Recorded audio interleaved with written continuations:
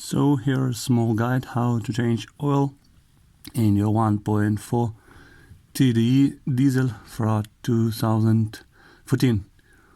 First of all, your engine should be warm, and better if you will open filter plug. After that, you need to disconnect engine plastic protection. To do it, you need the torx key number 25. I have done it already, and you can see here engine oil filter.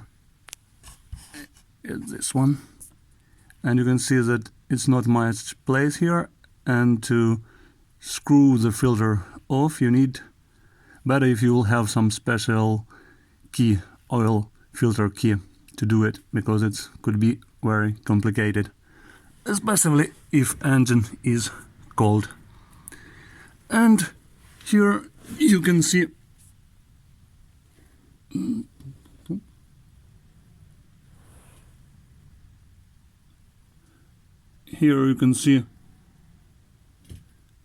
engine oil draining plug.